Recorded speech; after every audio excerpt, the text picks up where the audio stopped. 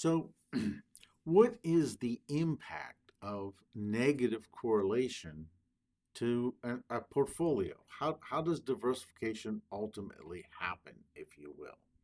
Let's look at the formula. Portfolio risk has several variables, right? We need to know the weights, right? We need to know how much we invest in the assets or how much we desire to invest in the assets.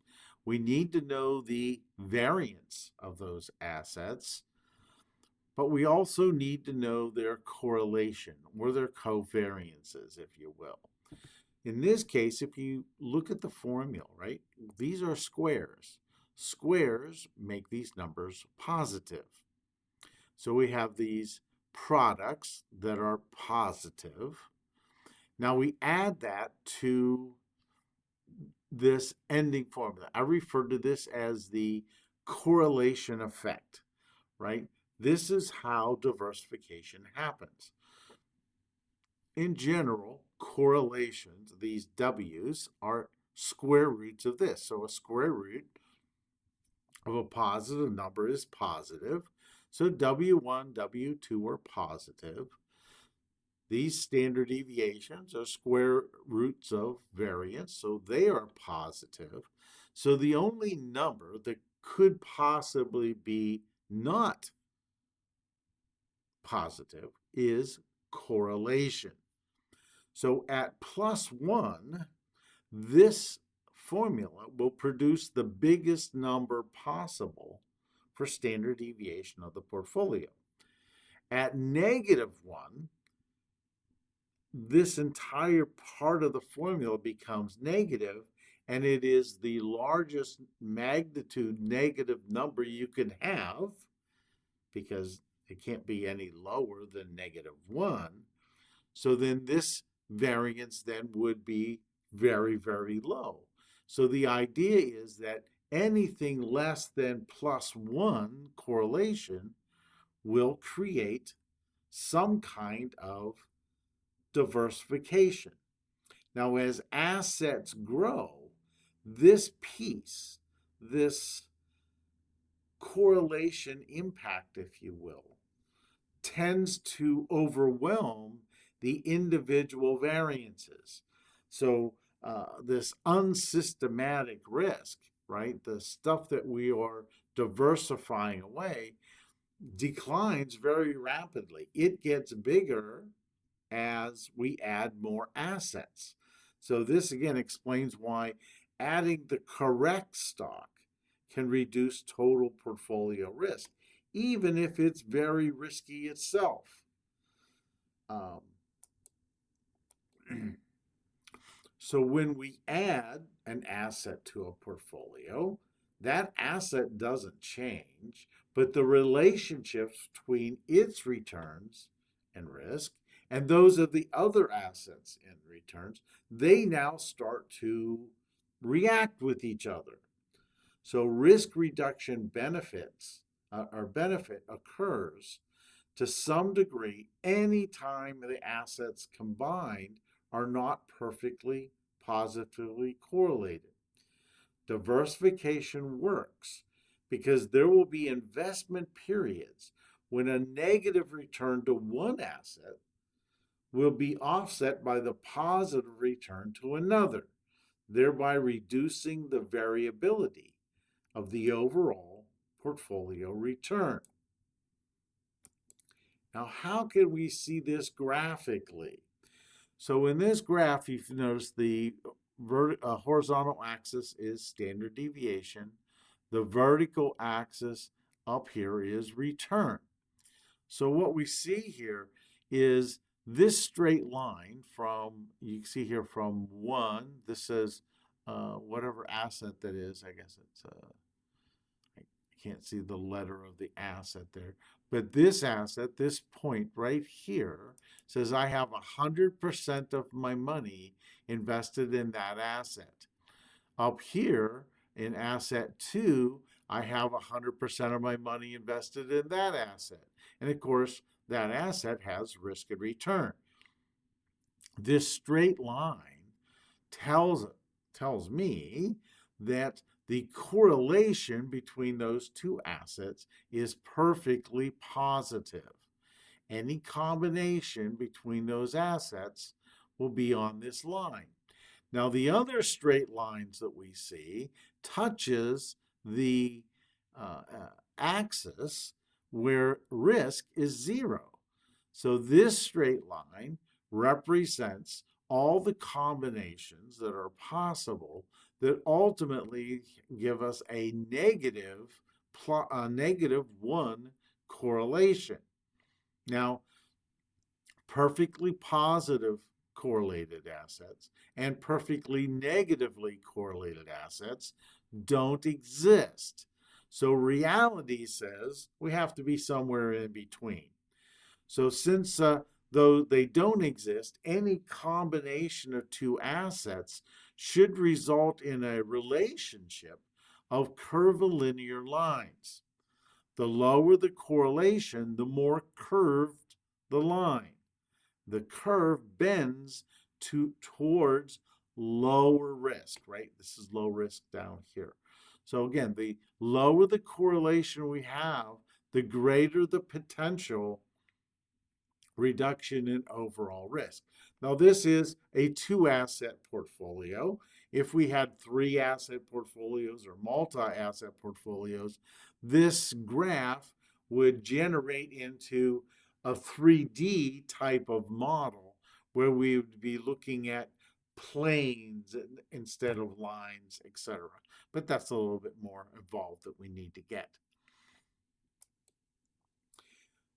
So, what happens if we have these large portfolios that we want to measure risk? Well, the challenge is data, right? What data do we need? We need expected returns for every asset in the portfolio. We need the standard deviations of every asset in the portfolio. We need the correlation coefficients between each pair of assets in the portfolio. So if you had 100 assets, you would need 4,950 correlation estimates in addition to 100 standard deviations and 100 expected returns. So this is going to create some issues with this because some smaller computational devices won't be able to handle these calculations. So the portfolio, the Markowitz model, moves towards what we refer to as a single index model. A single index model reduces the need for data. Basically, it says we need to have three variables. We need to know A. A is what we refer to as alpha. We need to know the B here, which is beta. And we need to know the stock market return. Now, this is the beginning of the theory that's referred to as capital asset pricing model. So again, the return on the asset ultimately depends on its beta and the market return. But now, since we're using less data, we may introduce some errors. So the third component on the end of this formula represents estimation error. So how can we utilize correlation and betas? How do these all fit together in our formulas? So correlation can also be calculated as the product of the betas of the two assets plus or multiplied by a quotient of the variance of the stock market divided by the product of the standard deviations. So again, if we understand a little bit about the basic risk and calculations or the statistics of each asset, we can calculate their betas from that variable, or if we know their betas, we can calculate the correlation between those assets. But again, we still need to calculate these variables. So let's move on to thinking more about portfolios. We can create something called the efficient frontier. The efficient frontier represents that set of portfolios that maximizes the rate of return for every given level of risk. Or, said another way, it represents the set of assets that creates the minimum level of risk for every level of return. So if we look at this graph and we expand it just a wee little bit more, imagine this represents all the assets that you could possibly invest in. They're all calculated. We have their standard deviation, we know their returns. If we plot them on a graph, what we will find is that there is this outer boundary, if you will. It's the efficient frontier. What we know is that on the left-hand side over here, we cannot find any assets that have less risk or higher returns out there in the universe. So we end up with this boundary, right? So any portfolio that's on this boundary represents the best possible return you can get at any specific risk level. Any portfolio below is the word we use, it's inefficient, right? That means the only good portfolios for you and I to invest in are portfolios on this red line. Why? Because if you take asset C here, asset C makes money, it has profit. However, there are a lot of choices above C that for that level of risk, I can earn a higher rate of return. And in addition, there are a lot of assets to the left of C that have the same level of return, but are going to give me less risk. So the concept here is something referred to as dominance. Portfolio B dominates portfolio C because it has equal risk, but a higher rate of return. B is a better asset to invest in than C. A is a better asset to invest in than C. So our ultimate goal is to create that efficient frontier. We need to find, based on an expected return, and a return on a portfolio, we want to identify what is the combination of assets that I can invest in that have this rate of return that's going to have the minimum portfolio variance. So what this tells us is we can create this graph, but what it doesn't tell us is which one we should pick as individuals. So each of us has different risk tolerances. So among all the portfolios on this portfolio, we need to find the one that's best for you. We can also play this game a little bit backwards, right? We can say, look, you can find a portfolio that's going to give you the desired return that you want. What if you needed a rate of return of 7% to get the rate of return you needed on your retirement? This can help you establish what that portfolio should look like. So here's the question. Suppose your portfolio has 12 investment options.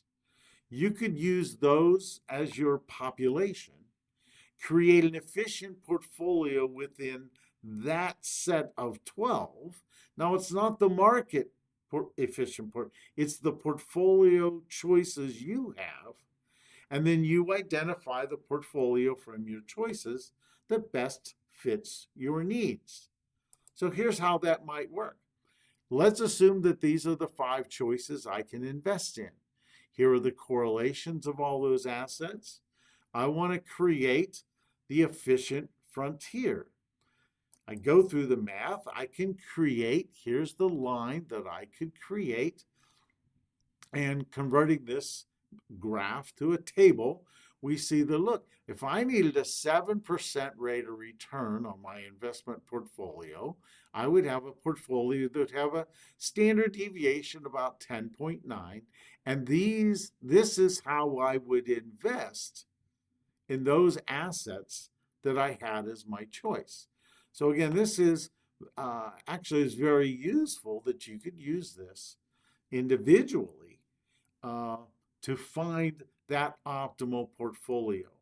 Now, we're going to be exploring in Morningstar Direct how we can use that tool, that type of uh, database, to actually create an efficient frontier and then an optimal portfolio for us as individuals. So, how will we identify this portfolio that best matches your risk tolerance? Well, we're going to talk about this in the next video, but we need to talk about something called utility. Utility can best be thought of as just benefit. And of course, you want to maximize your benefit. So, an optimal portfolio depends on investor preferences, and utility captures expected return and risk aversion.